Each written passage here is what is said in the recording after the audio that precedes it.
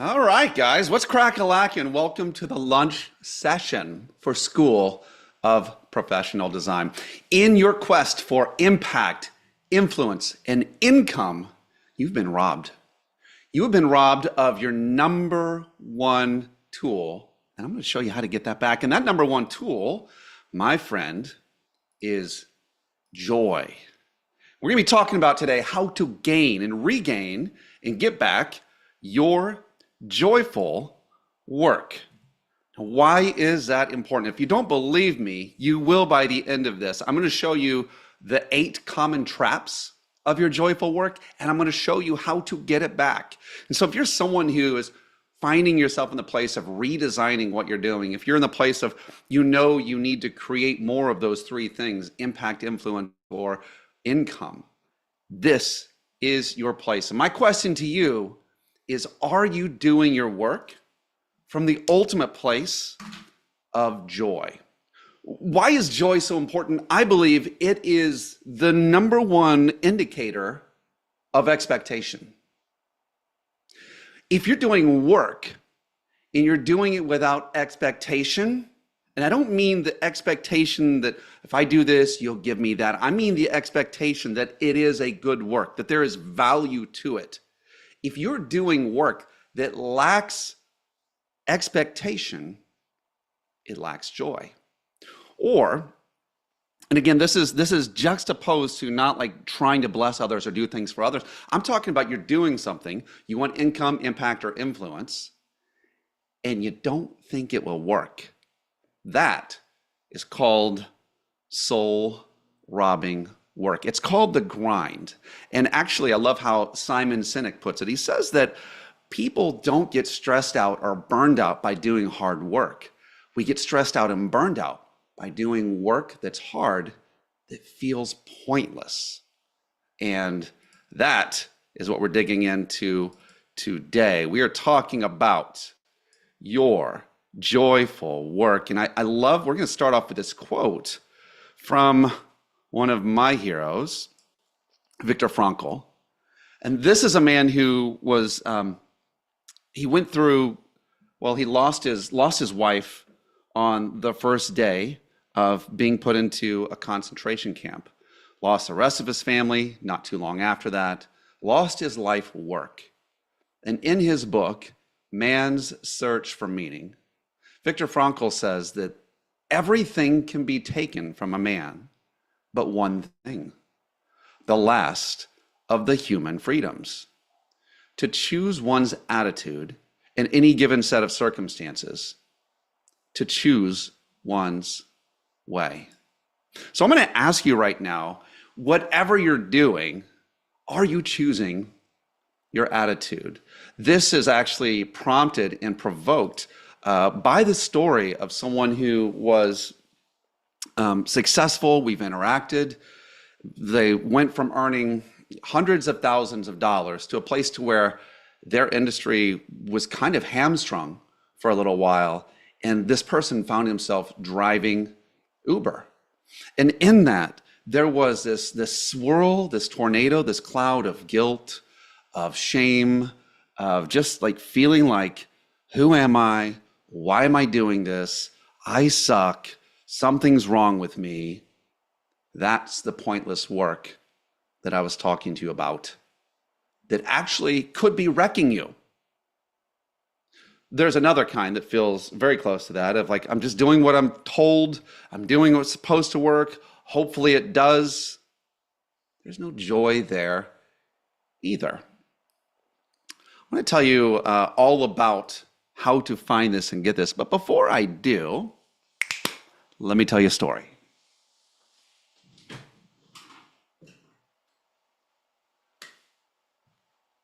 It was in the early days of the United States of America that we began moving west.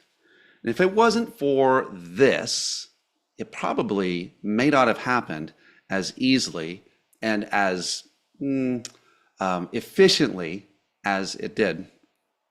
Back in those days, there lived a man named John Chapman. And John Chapman believed that it was his purpose, it was all of our purpose, to actually help other people, to use the gifts that we have and to serve other people. And so he was trained at orchardry, creating a place where apples would grow and nourish the people. And these weren't just the type that we eat. There was a bigger reason for actually needing apples. It was this: the water frequently was the cause of death. It was the cause of dysentery. It was the cause of some really, really bad stuff. But if you took these little apples and boiled them, you can make things like Applejack, which was kind of a alcoholic drink, or apple cider. And you could drink these, and the pure liquid that came from the apples would sustain the settlers moving west. There was this whole group of people that needed to go. There was this guy with a gift. And contrary to what everyone thinks, he wasn't just this careless dude that would just throw seeds along the way. No, John Chapman was a businessman, and he set up orchards all throughout Ohio, Illinois, Indiana. He walked thousands of miles in his effort to not only create for other people, but also build his own venture. He had over 1,200 acres of apple trees at the time of his death. What does this have to do with you? Well, my friend, if you see your work as meaningless and pointless, if you frame it as that, if it feels like that, you're missing it. But if you can see it as valuable to others, and it doesn't matter what it is, I don't care if you're driving Uber, or if you're sweeping floors, or if you're serving the president of a company or of a country, what you're doing, and the whole reason you're even here, is to serve. And the better we can bring the attitude of joy into the place of service and servanthood, the better of a human being you're going to be, the better your performance is going to be. And actually, it's very interesting. You're going to see opportunities that maybe you wouldn't have seen otherwise. So if you're in a place where you're moping and groping and you're in the darkness, I want to give you the good news of there is something right here, right now for you. I remember the year was 2009, and I'd started a business. The business didn't do very well, and we had to move in with my parents to get through that time of, not making any money for a year. And we were there, and we were miserable. It seemed bad. It seemed like I was a failure. We felt like we were a failure, and this is my wife, myself, and our 8 children. Because prior to this, we felt like we were the ones with all of the answers. Well, it was a really tough time. I wish I could tell you that that we shined and everything got better. It did eventually, but there was something magical that happened. Years later, we ended up traveling around America and in Mexico, and something that I've chronicled in my book, Sell Anywhere. And at the end of that journey, I had divested myself of all of the clients of my previous company so that I could build my own. And moving back to the United States from Mexico, we hadn't had an income for a little while. So guess where we moved? Back with mom and dad. But this time, it was different. This time we had belief. This time we had hope. This time we had expectation. I knew that what I was building was going to last. And boy, did it. It quadrupled any of the income I'd ever had before. I knew that I'd find people to buy. And I absolutely did. It was, I would like to say it was simple, but I think it was. But here's something really unique and special that happened that I feel like is still an example to me and to you. And it was the example of my wife. My wife, who was this beautiful, wonderful person, the first time, she kind of came in with a little bit of anger. But the second time, same place, same surroundings, it felt the same. As a matter of fact, one of our children had a difficult time with it, but not my wife. She did this right here. She created a little space that reminded her of where we were going. She said, well, we won't be here for long. And when we get out, I'm always going to have fresh cut flowers in our house. And you know what? It wasn't 3 months until everything had rebounded and returned in a great abundance. And we were able to do that. We live now at the beach. We've lived here for the last almost 6 years now.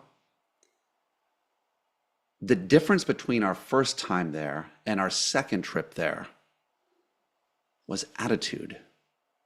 And I will say this, no matter where you're at, whatever you fixate on, you multiply. You see, in everything that we do, we're here to be service of others. We're here to help others. Yes, we're here to earn money, all of these things, but there's something deep inside that if we withhold it, we're missing out and the world's missing out. And it is our essence.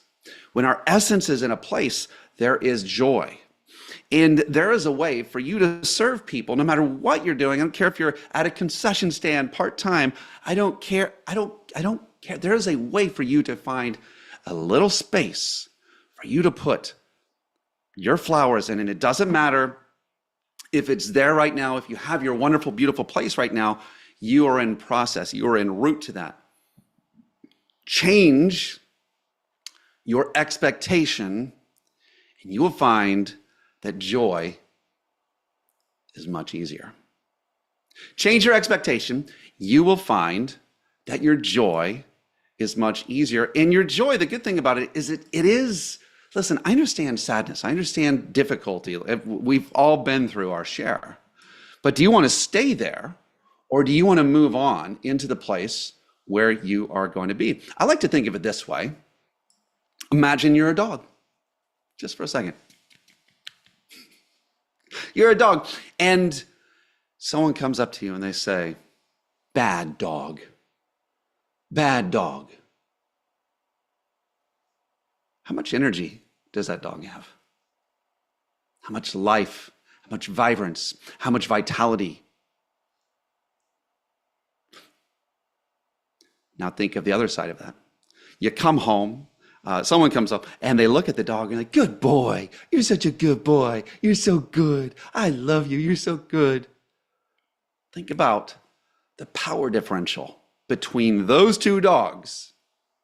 And what we fail to realize is that we're constantly telling ourselves good dog or bad dog all the time. And sometimes our circumstances are bad, but that doesn't make us bad.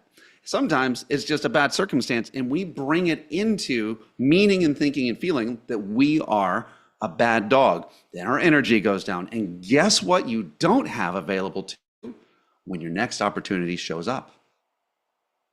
Energy. Joy creates boundless energy. It does. And it doesn't matter who you serve or how you serve or any of those things. You can find a space and a place for joy. I have a couple of stories I want to share with you about how we can do that, but it is going to be about the reframe. But let's talk about some of the blockers of joy, because if you are not experiencing this right now, I've got to tell you, really the other side of this is not pretty. It's not happy. It's not good. You're not going to like it. Here are the things that stop you from experiencing joy. Are you striving for perfection? If so, you're going to find that it's almost like you hold yourself hostage until something is perfect. It's the whole thing of like the parents saying you can't go play until you eat your liver. You can't have this beautiful thing until you do this really bad thing. A lot of us put ourselves in that place and we're robbing ourselves. Some of us, we get put there by our employers and we team up against ourselves. We are robbing ourselves of something that we should always have present. Okay, what else? You feel like you deserve something. Now, when you feel like you deserve something, I deserve this house, I deserve this car, I'm 30 years old, I deserve to have a happy marriage, and when you put yourself into a place where pride is your main activator, we'll get back to pride in a second, but when you put yourself in that place, you're not seeing reality. You're seeing what other people should be giving to you or circumstances should be giving to you, and you're withholding. You're locking up your joy and you're like, I won't give it. It's like we have grandchildren. We have one of them, he's at the age where he gets pouty sometimes. And it's interesting how we as human beings will do that. We will withhold this beautiful thing from other people until we get what we want. Practice that 10,000 times and tell me that doesn't end up in your future somewhere. It is in your brain and in my brain. We've got to get that out. Comparison is a joy blocker. Some of you're looking at what other people have. You're thinking about what this person's doing. You're thinking about, and it diminishes you. You think you're like, oh, I thought I was as good, but I guess I'm not as good. Or I thought this, but really it's that. And look, they have this by this age. They get to travel. They get to. Comparison looks outward. Joy looks at what's here. It is accepting of what's here. We'll get into some of that again. Resentment. You're angry. You're bitter at someone. You're withholding. Stress. Maybe you're overstressed. You're overworked. And sometimes when we have been piled on and piled on and piled on, and you've given too much, and you give too much of your time, your effort, your work, your energy, there's no more left. It just chokes you. That can be a joy remover. Environment. This is your family. This is your coworkers. This is what you're scrolling through on social media. It's what you're consuming.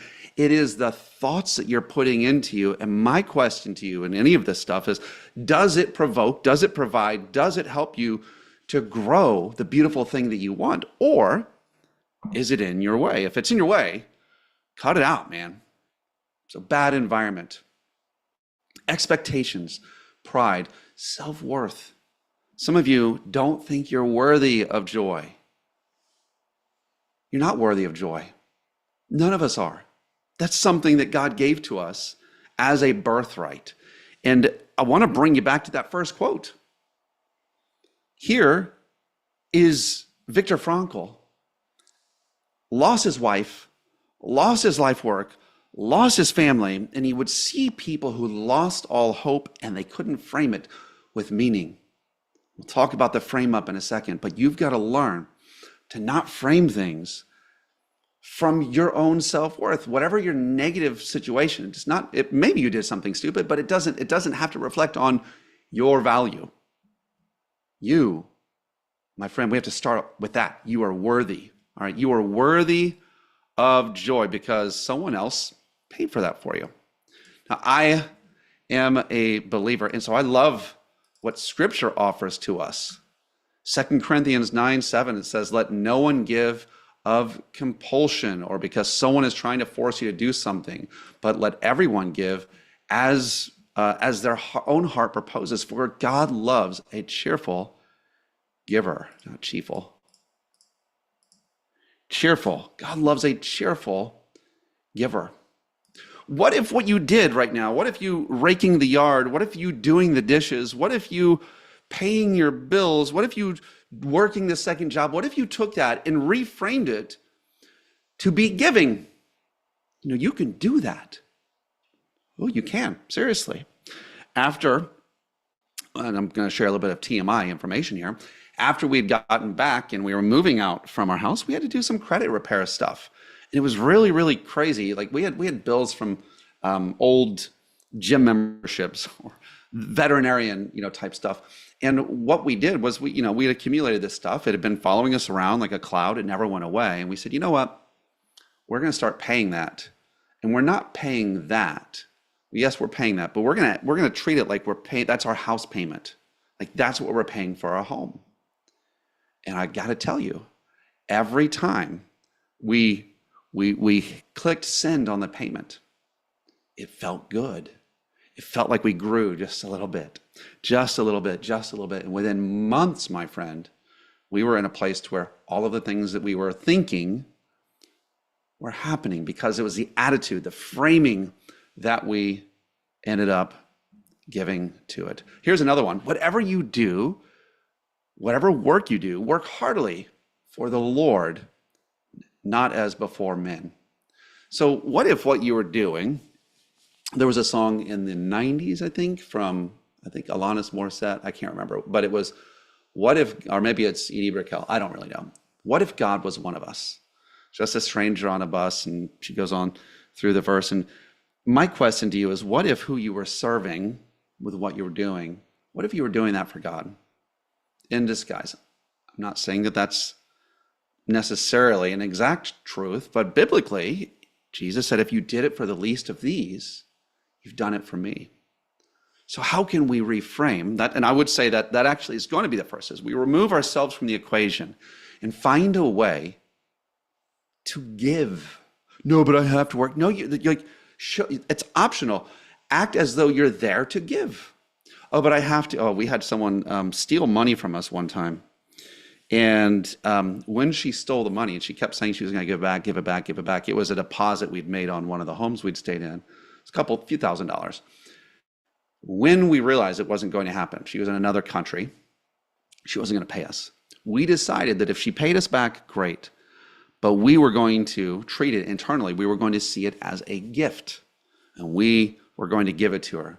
But she didn't deserve it. Didn't matter. We were going to give it to her. But she had stolen it. Didn't matter. We were going to give it to her. And being able to give, to reframe someone stealing something into us giving the thing, changed everything. I can't tell you the weight. There were so many mean things that I was plotting to do online. These little fights that I was going to have that probably would have just taken my energy. Maybe you're in a place where instead of accepting the joy that's in front of you, that's yours, instead, you've actually accepted something much lower. Revenge, getting back at someone, fighting. Maybe it's a political thing. There's all kinds of things that happen in political seasons, or you don't have to hold those things. You can give, even if the other person's wrong. It's the reframe. All right, so I'm going to get into some stories of a couple of people that actually that show us the way. Here's a guy, one of my heroes. I love this guy. Who is this? It's Croc Hunter. It is Steve Irwin, who tragically passed away while doing what he loved. What's the deal with him? Was he a little bit nuts? Yeah, he was nuts. Did he love who he was and what he did? I think any time you ever see him or reflect upon him, he just seems like someone that was comfortable in his own skin with his own work. And what he was aware. So take a breath, smack yourself a little bit, be aware of what you're in, what you're around. You're alive in the greatest day and age ever. You have talents and gifts in front of you that you could use. The weather is this way. There's at least one person that loves you. Find the things around you that make you love life and love these things back.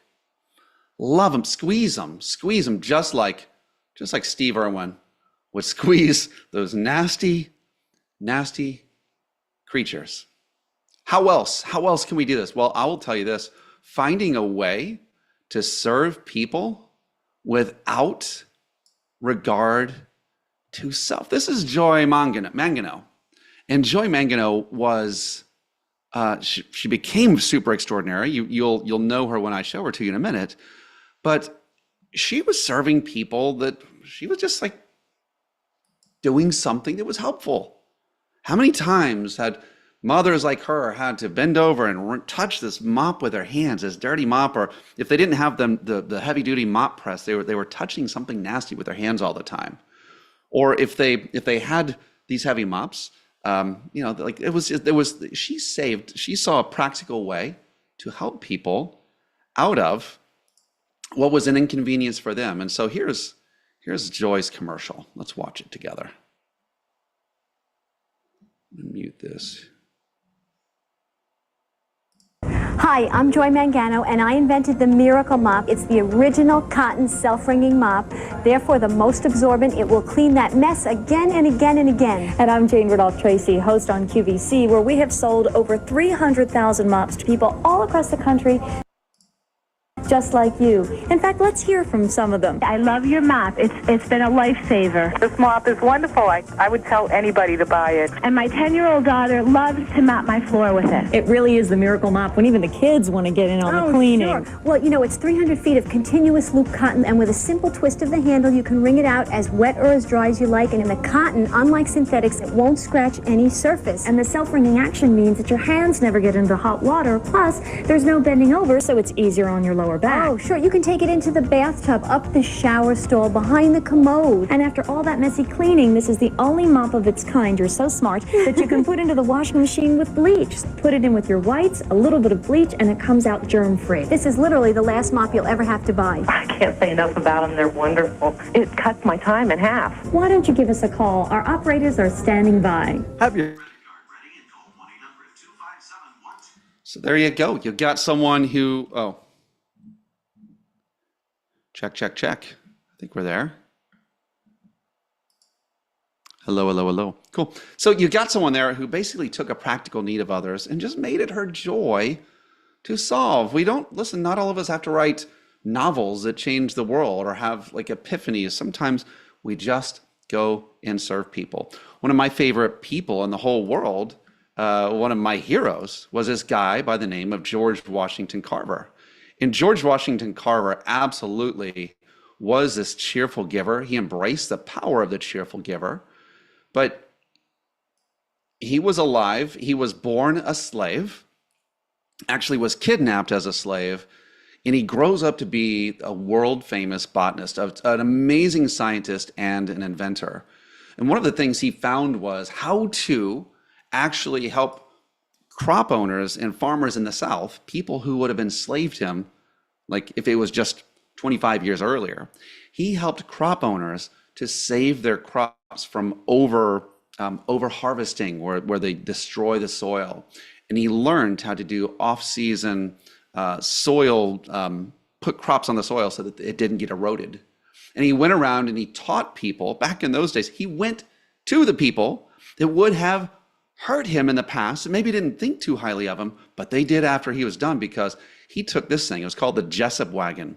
And thinking about learning, he literally went to the people he was trying to help. Now, he invented he had more than 300 patents that came from things like the peanut, was a world-renowned professor at the Tuskegee Institute, and just an amazing person.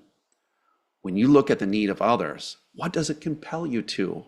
Remember, no matter what you do for work, it's for other people. So these are the steps, right? It's you to create an awareness, number one.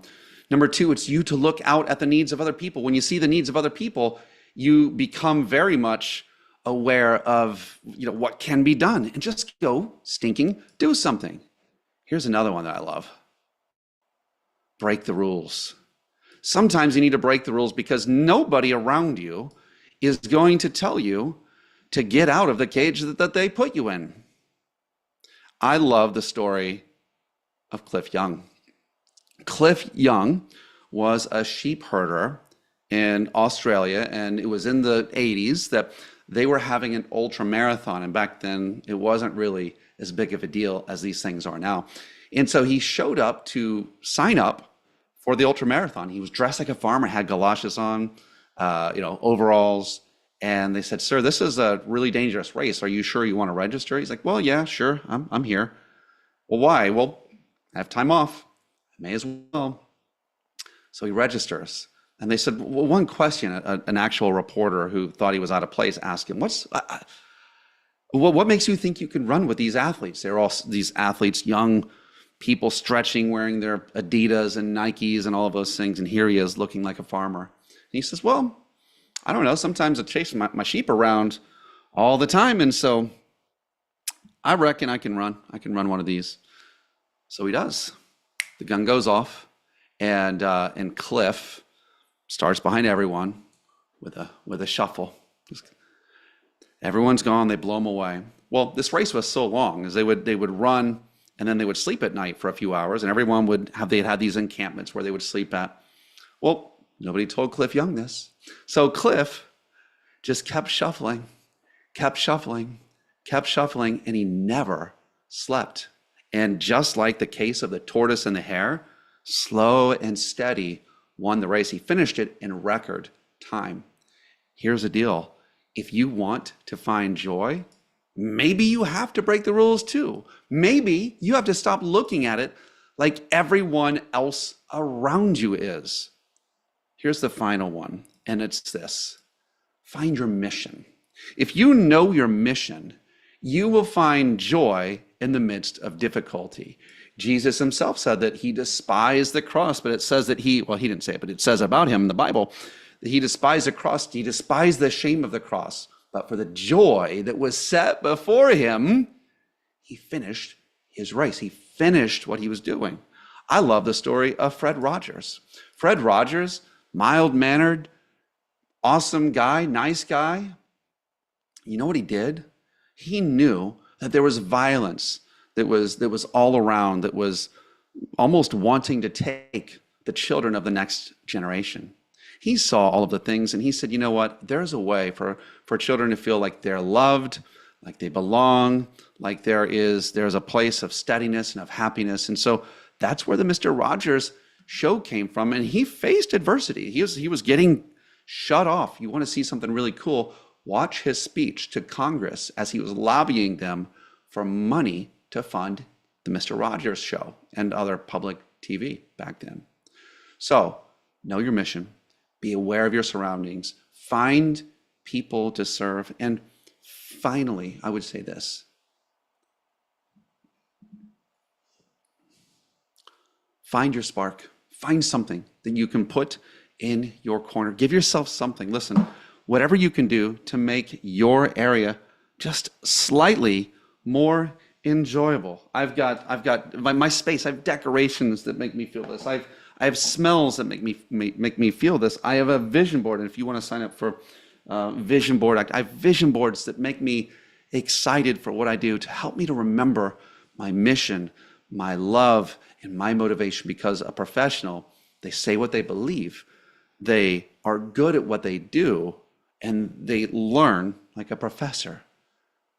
If you want to find more joy in what you're doing, I would invite you into School of Professional Design, and just go to www.schoolofprofessionaldesign. And I would invite you actually to start out by taking the free quiz, where we can actually help you to find some of those native joys that are waiting there for you. My friend, you are made for a purpose, and that purpose is the work that's calling you. It's calling you. Respond to it and use your gifts to serve others, and you will be a participant in the song of joy. Until next time.